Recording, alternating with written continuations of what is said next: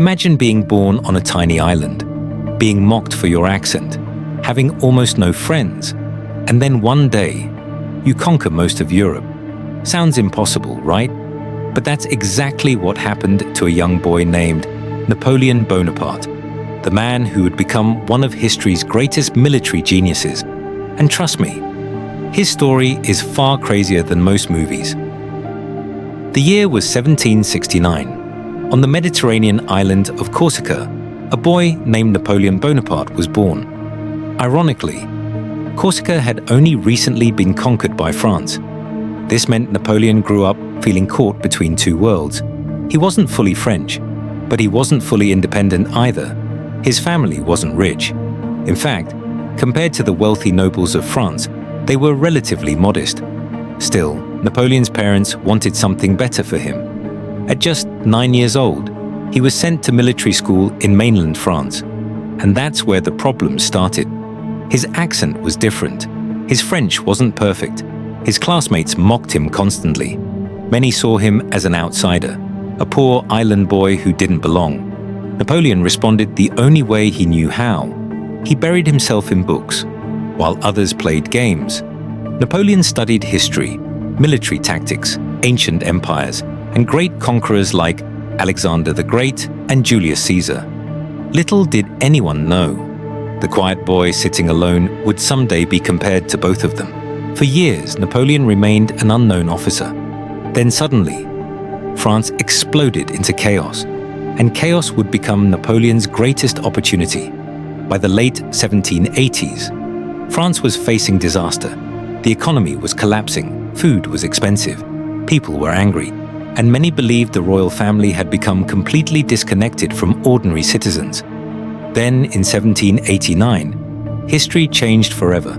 The French Revolution began. Crowds stormed prisons. The monarchy was challenged, and France entered one of the most violent periods in its history. For young military officers like Napoleon, everything changed. Before the revolution, promotions often depended on noble birth. But now, many old aristocrats fled the country.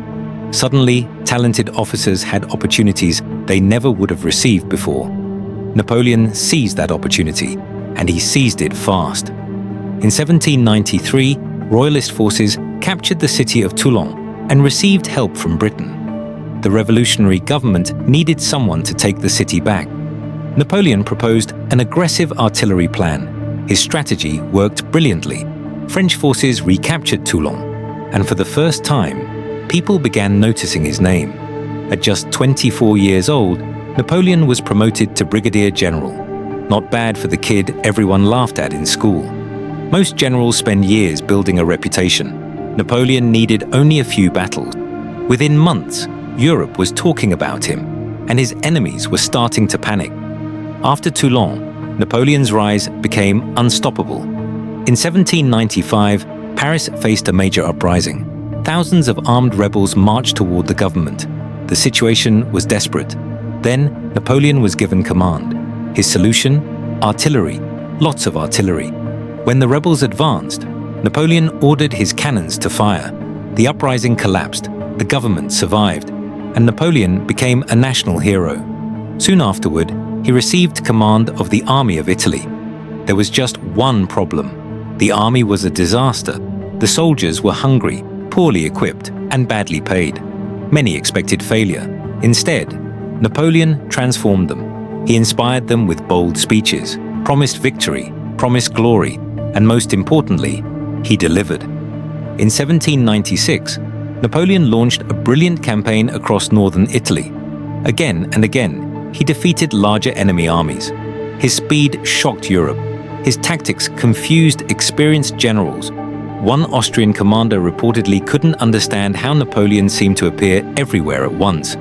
Honestly, if Napoleon had existed today, he'd probably have been accused of using cheat codes.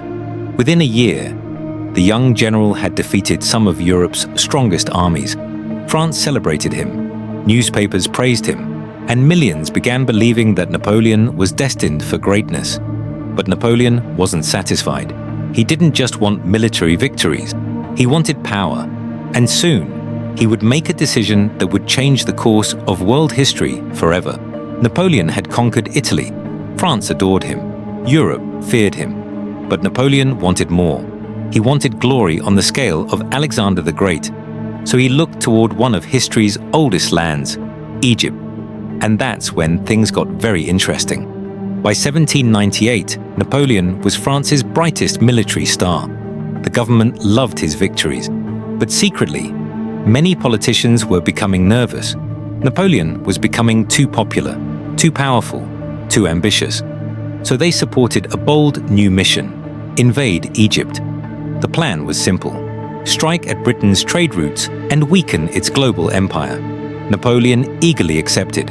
Thousands of French soldiers crossed the Mediterranean. When they arrived in Egypt, they faced the powerful Mamluk warriors. At the famous Battle of the Pyramids, Napoleon delivered one of history's most legendary speeches. "Soldiers, from the heights of these pyramids, 40 centuries look down upon you." Pretty dramatic, but it worked. The French crushed the Mamluks and captured Cairo. For a moment, Napoleon looked unstoppable again. But then disaster struck. The British Navy, led by Horatio Nelson, destroyed much of the French fleet. Suddenly, Napoleon's army was stranded, trapped in Egypt, far from home. The campaign became increasingly difficult. Yet despite military problems, Napoleon's expedition made an incredible discovery. French scholars accompanying the army found the Rosetta Stone. This stone later helped historians decode ancient Egyptian hieroglyphs. So even when the campaign struggled, it changed archaeology forever. But Napoleon wasn't interested in staying trapped. News soon arrived from France.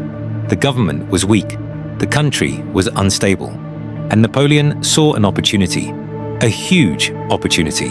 Napoleon left Egypt, returned to France, and within weeks, he took control of an entire nation. No election, no royal blood, just ambition. In 1799, France was exhausted. Years of revolution had brought chaos. Political leaders fought constantly. The economy remained unstable. Many people wanted a strong leader. Napoleon knew exactly how to use that frustration. When he returned from Egypt, crowds welcomed him as a hero, even though the campaign hadn't fully succeeded. That's the power of a good reputation. Soon, Napoleon joined a group of politicians planning a coup. Their goal: remove the weak government known as the Directory. The plan was risky. Failure could mean prison or execution. But Napoleon had never been afraid of risk. On November 9th, 1799, the coup began. Politicians argued. Soldiers surrounded government buildings. Confusion spread everywhere. At one point, Napoleon was even shouted down by angry lawmakers. For a moment, everything nearly collapsed. Then loyal troops stepped in. The government was dissolved. The coup succeeded, and Napoleon emerged as France's new leader. Officially, France was still a republic, but everyone understood the truth. Napoleon now held most of the power. The outsider from Corsica had become the most powerful man in France, and he was only getting started. Most people would have been satisfied ruling France. Napoleon wasn't. He wanted something bigger, an empire, and one crown would change history forever. As first consul, Napoleon introduced major reforms. He improved government administration, strengthened the economy, reorganized education, and created the famous Napoleonic Code, which influenced legal systems around the world. Many French citizens appreciated the stability he brought. After years of revolution and chaos, France finally felt strong again. But Napoleon's ambition continued growing. By 1804, he decided to take a dramatic step. He would become emperor. A ceremony was organized inside Notre Dame Cathedral. Nobles, officials, foreign guests. Everyone gathered to witness history. Even Pope Pius VII attended the ceremony. Traditionally, a pope would place the crown on the ruler's head. But Napoleon had other plans. In one of history's most famous moments, he took the crown himself and placed it on his own head. The message was clear. No king made him emperor. No pope made him emperor. He made himself emperor. The world was stunned. The boy mocked at military school. the young officer from Corsica, had crowned himself ruler of one of Europe's most powerful nations. But becoming emperor created a new problem. The kings of Europe were terrified because Napoleon wasn't finished conquering, not even close. And soon, he would face the greatest coalition of enemies Europe had ever assembled. By 1805, Napoleon wasn't just ruling France. He was about to dominate almost all of Europe. And some of the greatest kings and emperors on earth were about to learn a painful lesson. Never underestimate Napoleon Bonaparte. The crowned heads of Europe were terrified. Britain, Austria, Russia, Prussia. They all feared Napoleon's growing empire, so they formed alliances to stop him. But Napoleon moved faster than anyone expected. In 1805, one of the most important battles in military history took place, Battle of Austerlitz. Often called Napoleon's greatest victory. Facing the combined armies of Austria and Russia, Napoleon appeared outnumbered. But he had a plan, a brilliant one. He deliberately weakened part of his army, making his enemies believe they had found a weakness. The Allies took the bait. As they attacked, Napoleon launched a devastating counterattack through the center. The enemy army collapsed. The victory was so complete that many historians still study it today. After Austerlitz, Napoleon became the undisputed master of continental Europe. One by one, kingdoms fell under his influence. The map of Europe was redrawn. Old empires weakened. New states appeared. French power stretched across the continent. At his peak, Napoleon controlled or influenced territories containing millions of people. It seemed impossible to stop him. But there was one nation that refused to surrender. United Kingdom Britain remained Napoleon's greatest enemy. Since he couldn't defeat Britain at sea, he tried another strategy. He ordered European countries to stop trading with Britain. This became known as the Continental System. The idea sounded clever, but in reality, it caused economic problems across Europe, and many countries secretly ignored Napoleon's orders. The cracks in his empire had begun to appear. Then Napoleon made the biggest mistake of his entire career. He decided to invade Russia. Napoleon had conquered Europe, defeated kings, defeated emperors, built a massive empire, but one disastrous campaign would destroy everything. In 1812, Napoleon launched one of the largest military invasions in history. More than 600,000 soldiers marched toward Russia. At first, things seemed promising, but the Russians refused to fight a major battle. Instead, they retreated, again and again and again. As they withdrew, they burned crops, villages, and supplies behind them. This strategy left Napoleon's army with almost nothing to eat. When the French finally reached Moscow, they found much of the city abandoned and burning. Napoleon expected the Russians to negotiate. They didn't. Then winter arrived, and the Russian winter was merciless. Freezing temperatures, starvation, disease, constant attacks. The retreat became a nightmare. Of the massive army that entered Russia, only a fraction returned. The disaster shocked Europe. For the first time, Napoleon looked vulnerable. His enemies quickly formed another coalition. In 1814, Allied armies invaded France. Paris fell. Napoleon was forced to abdicate. The emperor who once ruled Europe was exiled to the small island of Elba. Most people assumed his story was over. They were wrong, because Napoleon escaped. Yes, he actually escaped. In 1815, he returned to France, and something incredible happened. Soldiers sent to arrest him instead joined him. Crowds cheered, supporters rallied around him. Napoleon reclaimed power without firing a single shot. This dramatic return became known as 100 Days. But Europe wasn't willing to give him another chance.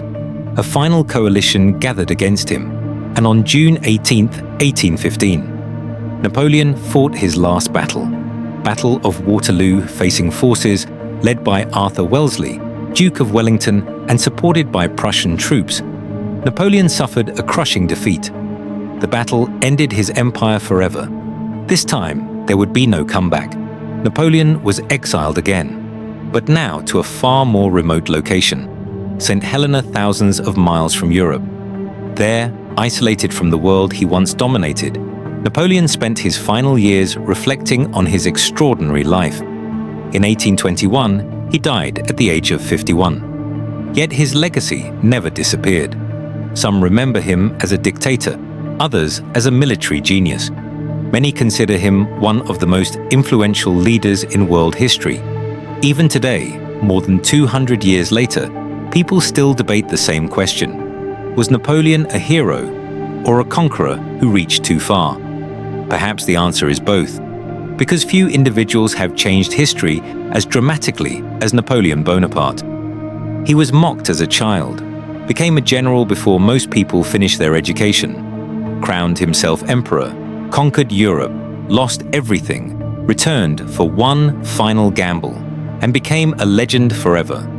This was the incredible story of Napoleon Bonaparte.